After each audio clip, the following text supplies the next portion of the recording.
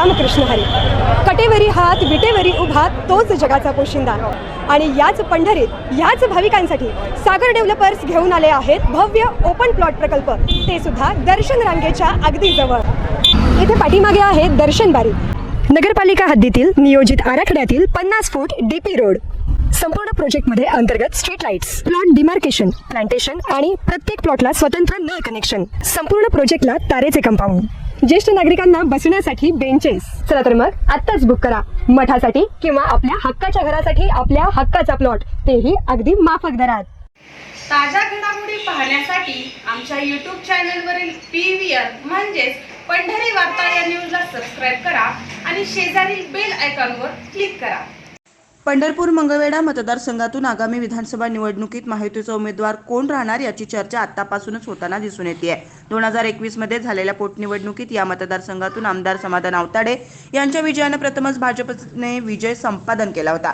पूर्वीचा पंढरपूर विधानसभा मतदारसंघ हा 1991 पासून भाजप शिवसेना युतीमध्ये शिवसेनेच्या वाट्याला आलेला होता. त्यामुळे आता आगामी विधानसभा निवडणुकीत महायुतीमध्ये हा मतदारसंघ शिवसेनेसाठी सोडावा अशी मागणी होताना दिसून येते. या मतदारसंघात शिवसेना शिंदे गटाची संघटनात्मक बांधणी असून त्यामुळे आगामी निवडणुकीत शिवसेना शिंदे गटाकडून या मतदारसंघातून उमेदवार द्यावा असा आग्रह होताना दिसून येत आहे. राज्याचे आरोग्यमंत्री तानाजी सावंत यांचे पुतणे व मंगळवेढा तालुक्यात भैरवनाथ शुगरच्या माध्यमातून मोठा जनसंपर्क असलेले या कारखान्याचे व्हाईस चेअरमन अनिल सावंत यांना शिवसेना शिंदे गटाकडून उमेदवारी मिळाल्यास शिवसेनेच्या वाट्यास आलेल्या पारंपरिक मतदारसंघात यंदा विजय निश्चित आहे असा विश्वास व्यक्त केला जात आहे. राज्याचे मुख्यमंत्री एकनाथ शिंदे यांनी मुख्यमंत्री पदाची सूत्रे हाती घेतल्यापासून पंढरपूर शहरासाठी जे जे मागील ते दिलं आहे असं समाधान व्यक्त होताना दिसून येते. मागील 2 वर्षाच्या कालावधीत राज्य शासनाने पंढरपूर शहरात जवळपास 400 कोटीचा निधी मंजूर केलाय. त्याचबरोबर 75 वर्षावरील ज्येष्ठांना मोफत एसटी प्रवास, महिलांना अर्ध तिकीट यामुळे पंढरपुरात वर्दळ वाढली असून त्याचा इथल्या अर्थकारणावर देखील चांगला परिणाम होतोय.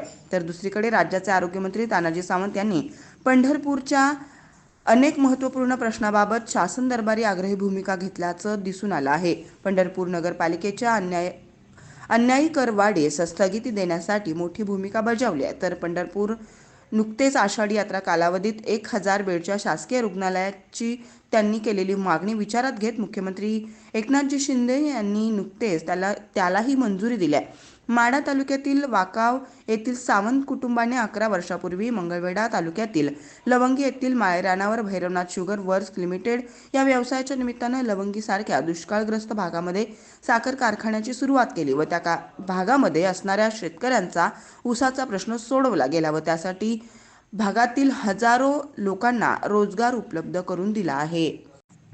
पंढरपूर व मंगळवेढा तालुक्यातील विविध सामाजिक, सांस्कृतिक व शैक्षणिक, राजकीय कार्यक्रमामध्ये हिरिरीने सहभागी होऊन सर्वसामान्य लोकांना मदत करतात. गणपती उत्सव, देवी महोत्सव असे वेगवेगळे उत्सव किंवा आरोग्य शिबिर, रक्तदान शिबिर, कुस्त्याच्या स्पर्धा भरवतच असतात. भागातील रोडच्या वाहतुकीच्या समस्या या बाबतीत वारंवार त्यांनी अधिकाऱ्यांचा पाठपुरावा करून त्या भागामध्ये तिथल्या लोकांची सोय करण्याचा प्रयत्न केलाय. त्यामुळे महायुतीत हा मतदारसंघ शिवसेनेने आपल्याकडे घेत अनिल सावंत यांना उमेदवारी द्यावी अशी मागणी त्यांच्या समर्थकांकडून होताना दिसून येते.